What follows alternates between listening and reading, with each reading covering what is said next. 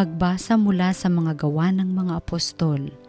Noong mga araw na iyon, samantalang nakahawak ang pinagaling ni na Pedro at Juan sa kanila sa may portiko ni Solomon, patakbong lumapit sa kanila ang mga taong takang-taka sa nangyari. Pagkakita ni Pedro sa mga tao, kanyang sinabi, "Mga Israelita, bakit kayo nanggigilala sa nangyaring ito? Bakit ninyo kami tinitingnan ng ganyan? Akala ba ninyo'y napalakad namin siya sa pamamagitan ng sarili naming kapangyarihan o kaya'y dahil sa aming kabanalan? Ang Diyos ni na Abraham, Isaac at Jacob, ang Diyos ng ating mga ninuno ang nagbigay ng pinakamataas na karangalan sa kanyang lingkod na si Jesus. Ngunit siya'y ibinigay ninyo sa may kapangyarihan at itinakwil sa harapan ni Pilato. Gayong ipinasya na nitong palayain siya. Itinakwil ninyo ang banal at matuwid, at isang mamamatay tao ang hiniling ninyong palayain. Pinatay ninyo ang pinagmumula ng buhay, ngunit siya'y muling binuhay ng Diyos, at saksi kami sa bagay na ito. Ang kapangyarihan ng pangalan ni Jesus ang nagpagaling sa lalaking ito. Nangyari ito dahil sa pananalig sa kanyang pangalan. Ang pananalig kay Jesus ang lubusang nagpagaling sa kanya, tulad ng inyong nakikita. At ngayon mga kapatid, batid kong hindi ninyo nalalaman ang inyong ginawa, gayon din ang inyong mga pinuno. Ngunit sa ginawa ninyo'y natupad ang malaon ng ipinahayag ng Diyos sa pamamagitan ng mga propeta na ang Kristo'y kailangang magbata. Kaya't magsisi kayo at magbalik loob sa Diyos upang pawiin niya ang inyong mga kasalanan at bigyan kayo ng kaunting panahon ng pamamahinga. At susuguin niya si Jesus, ang Mesiyas na hinirang niya para sa inyo. Siya'y dapat munang manatili sa langit hanggang sa dumating ang panahon ng pagbabago ng lahat ng bagay, ayon sa ipinahayag ng Diyos sa pamamagitan ng kanyang mga banal na propeta mula pa noong una.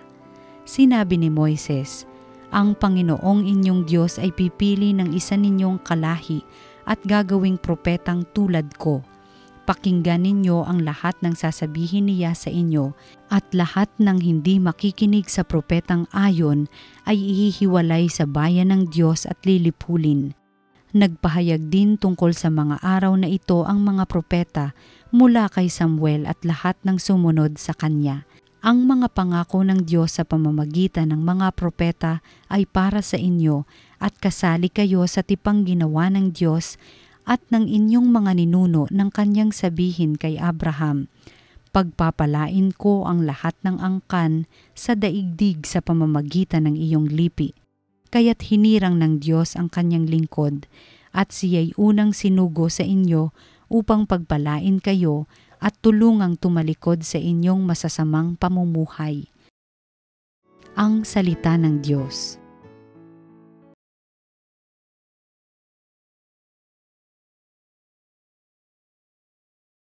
Maningning ang iyong ngalan poon sa sangkalupaan. O ikaw poon, Panginoon namin, laganap sa lupa ang iyong luningning. Ano nga ang tao upang iyong alalahanin, ay ano nga siya sa sukal mong kalingain. Maningning ang iyong ngalan poon sa sangkalupaan. Nilikha mo siya na halos kapantay ng iyong luningning at kadakilaan. Pinamahala mo sa buong daigdig, sa lahat ng bagay malakit maliit. Maningning ang iyong ngalan poon sa sangkalupaan. Mga bakat tupa, hayop na mabangis, at lahat ng ibong nasa himpapawid, at maging sa isda sa ilalim ng tubig. Maningning ang iyong ngalan poon sa sangkalupaan. Ang mabuting balita ng Panginoon ayon kay San Lucas. Noong panahong iyon, samantalang isinasalaysay ng mga alagad ni Jesus ang nangyari sa daan, at kung paano nila siyang nakilala nang pagpira-pirasuhin niya ang tinapay, si Jesus ay tumayo sa gitna nila. "Sumainyo ang kapayapaan," sabi niya sa kanila. Ngunit nagulat sila at natakot sapagkat akala nila'y multo ang nasa harapan nila. Kaya't sinabi ni Jesus sa kanila, "Ano't kayo'y nagugulumihanan? Bakit nag-aalinlangan pa kayo? Tingnan ninyo ang aking kamay at paa. Ako nga ito. Hipuin ninyo ito at pagmasdan, ang multo'y walang laman at buto, ngunit ako'y mayroon, tulad ng nakikita ninyo. At pagkasabi nito, ipinakita niya sa kanila ang kanyang mga kamay at mga paa. Nang hindi pa rin sila makapaniwala dahil sa malaking galak at pagkamangha, tinanong sila ni Jesus, "May makakain ba riyan?" Siya'y binigyan nila ng kaputol na isdang inihaw. Kinuha niya ito at kinain sa harapan nila. Pagkatapos sinabi sa mga alagad, "Ito ang tinutukoy ko nang sabihin ko sa inyo noong kasakasama pa ninyo ako. Dapat matupad ang lahat ng nasusulat tungkol sa akin sa kautusan ni Moises, sa mga aklat ng mga propeta at sa aklat ng mga awit." At binuksan niya ang kanilang mga pag-iisip upang maunawaan nila ang mga kasulatan. Sinabi niya sa kanila, "Ganito ang nasusulat, kinakailangang magbata ng hirap at mamatay ang Mesiyas at muling mabuhay sa ikatlong araw. Sa kanyang pangalan, ang pagsisisi at kapatawaran ng mga kasalanan ay dapat ipangaral sa lahat ng bansa, magmula sa Jerusalem. Kayo ang mga saksi sa mga bagay na ito." Ang mabuting balita ng Panginoon. Pinupuri ka namin, Panginoong Hesukristo.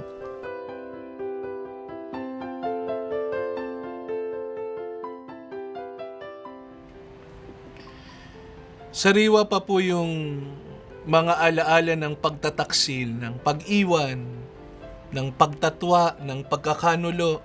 Sariwa pa marahil yung tunog ng pagkalabog ng pinto nang nagmamadali na umalis si Judas para ipagpalit siya sa pilak, para ipagkanulo si Jesus. Sariwa pa ang lahat ng mga alaalang ito. At sa unang pagkikita ni Jesus at ng kanyang mga alagad na tumalikod at nang iwan sa kanya, ang aasahan po sana natin, marami sanang tanong, meron sanang panunumbat, meron sanang paninisi. Pero sa unang pagkakataon na makikita ni Jesus ang kanyang mga alagad, ang pagbati ni Jesus, sumainyo ang kapayapaan. Ang mga nang-iwan, ang mga nagtaksil, ang mga nanakit sa kanya, ang nagkanulo sa kanya, ang unang pagbati ng kanilang sinaktan, kapayapaan. Sumainyo ang kapayapaan. Sariwa pa yung lahat ng mga alaala. Kaya nga sa unang pagkakataon na nagpakita si Jesus, naroroon pa yung kanyang mga sugat. Ipinakita ni Jesus yung kanyang mga sugat sa kanyang mga alagad.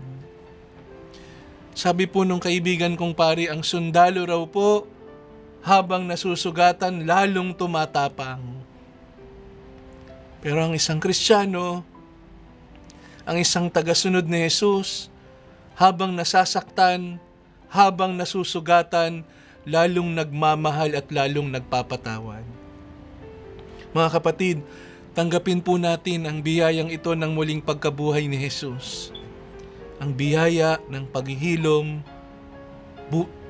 buhat sa kanyang mga sugat. Dulot ng mga sugat ng muling nabuhay na Jesus. Tanggapin natin ang dulot niyang paghihilom, bagong pagsisimula, at bagong pag-asa. Itungo po natin ang ating mga ulo, ilagay po natin ang ating kamay sa ating dibdib, at samahan niyo po ako ng tahimik sa panalangin ito. Panginoon, maraming salamat po sa karanasan ng muling pagkabuhay. Mula sa mga pagkakataong para kaming nalibing sa kamatayan. Parang karanasan ni Pedro, minsan nahihiya dahil sa pagkakasala, dahil sa mga pagkukulang o pagkakamali na parang hindi na makababangong muli dahil wala nang mukhang maihaharap. Katulad ni Maria Magdalena, puno ng luha sa mga mata dahil may kumuha sa kanyang Panginoon sa libingan. Katulad ng karanasan ni Tomas na nagtatampo, nanlulumo, hindi makapaniwala sa mga pangyayari. Kaya sinabi niya, hanggat hindi ko nahahawakan ang kanyang mga sugat, hindi ako maniniwalang nabuhay siyang muli. Panginoon, sa ganito pong mga pagkakataon, buhayin mo kaming muli. Ipakita mo sa amin ang mapagpatawad na mukha ng iyong anak, na nagsasabi sa aming lahat, sa kabila ng lahat, hindi pa tapos ang lahat. Iparanas mo sa amin ang paghihilom upang manariwa ang aming kalooban at makiisa sa karanasan ng muling pagkabuhay ni Jesus. Panginoon, sinagan mo ng liwanag ang lahat ng nadidiliman sa aming buhay. Palakasin mo ang lahat ng nanghihina sa amin. Hilumin mo ang sugatang buhay namin. Buuin mo ang lahat ng nagkapira-piraso na sa amin at panumbalikin mo ang sigla ng naghihingalong kapayapaan at pag-ibig sa kalooban namin. Amen. Ito po ang salita ng Diyos, ang salita ng buhay.